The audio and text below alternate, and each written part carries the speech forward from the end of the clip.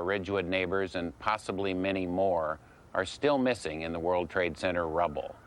Hundreds narrowly escaped with their lives. The entire town has been shocked and transformed.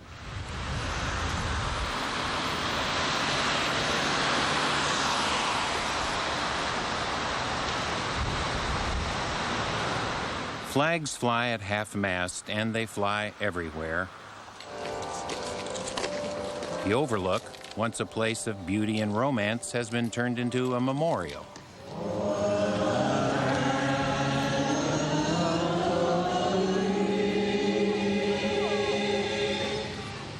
In the park, where kids skateboard and children line up to see Santa Claus, candlelight vigils are now held.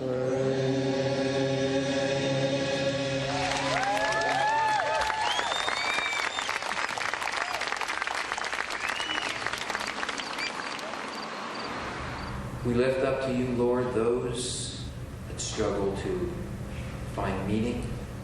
Local churches keep their doors open at all hours. One member of Reverend Tom Marsden's congregation is among the missing. Folks are stopping in and just spending some time in prayer.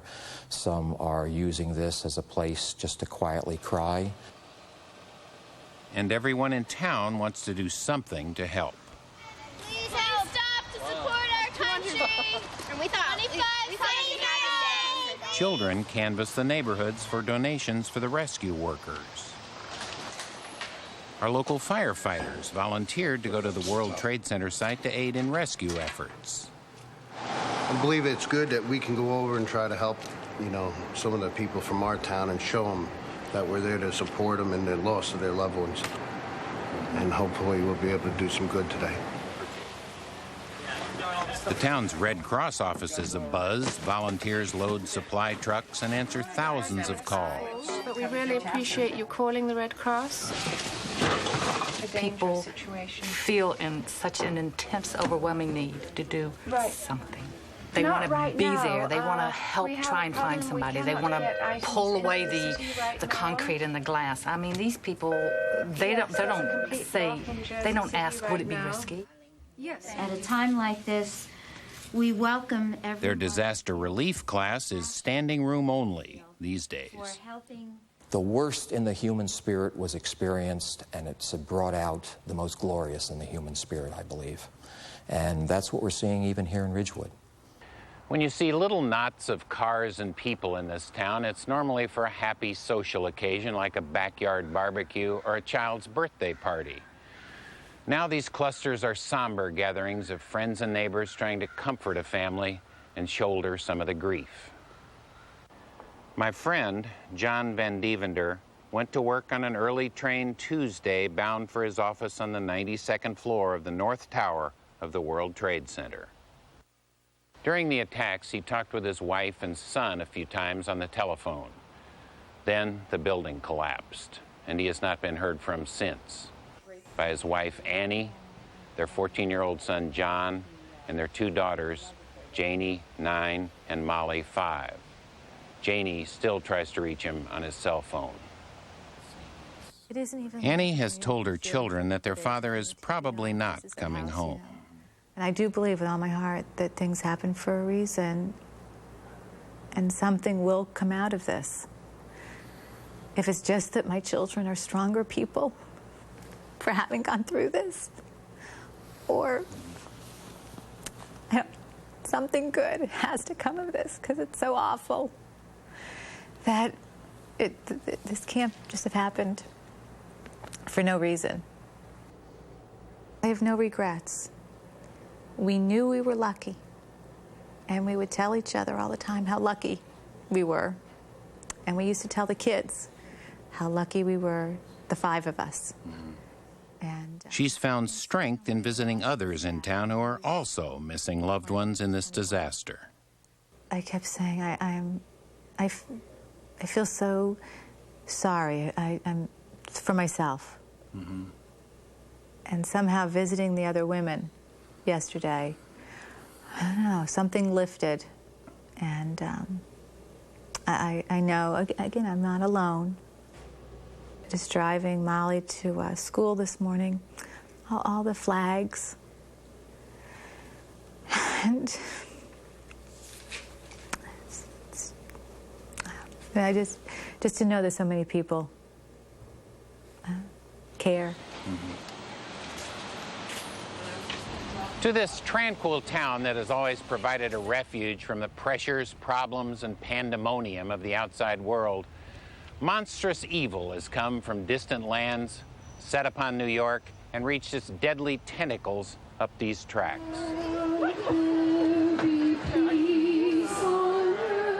It has left untold misery in this town, where people are asking how this could happen and why. And it may be the children who are asking the toughest questions of all. When my friend Annie told her daughter that God would pull her father up to heaven from this massive disaster, 5-year-old Molly asked, "Does God have enough hands?"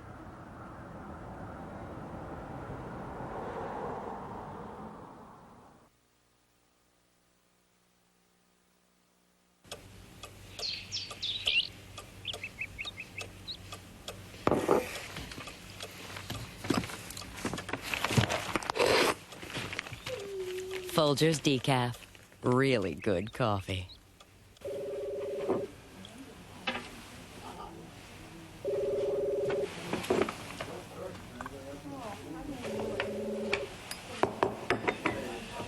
Folgers Decaf. Really good coffee. While Mike was putting up his own for sale sign, someone was helping his neighbors John and Diane with plans to sell their home. As Mike spent Saturday figuring out legal agreements and guessing his home's value, someone was preparing a counteroffer so John could help with the school fundraiser.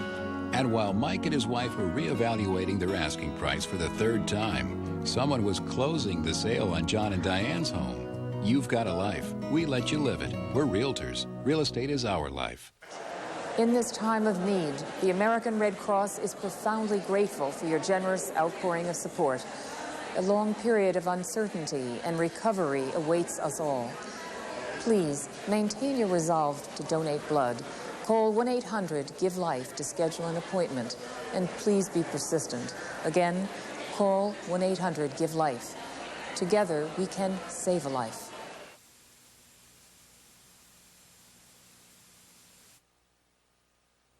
We leave you this morning at another place here on this island of Manhattan. The Conservatory Garden in Central Park seems a world away from the carnage many blocks to the south. Here, the flowers are constant reminders of the beauty of life.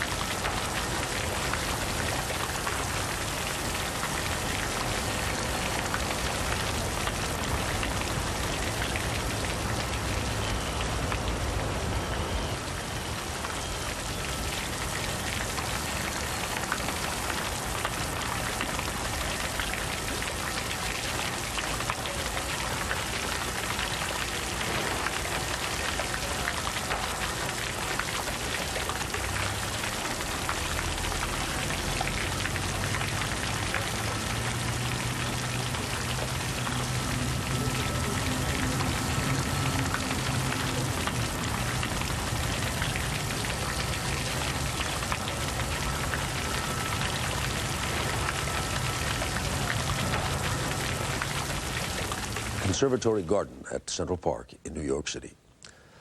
I'm Charles Osgood. We hope you'll join us here again next Sunday morning.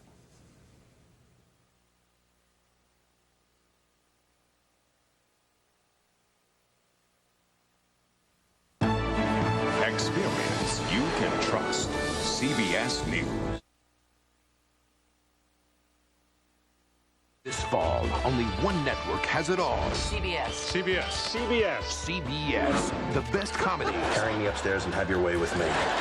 favorite dramas. There's always a clue. Movies, specials. Grammy goes to news and sports. And the most anticipated new shows of the season. Including Survivor Africa. All the best. It's all here. It's all here. It's all here. It's all here on CBS. My hope is that one day we will do more for the people of developing nations by answering the cry for family planning services. And one day, there will no longer be a third world. There will only be one world. Love.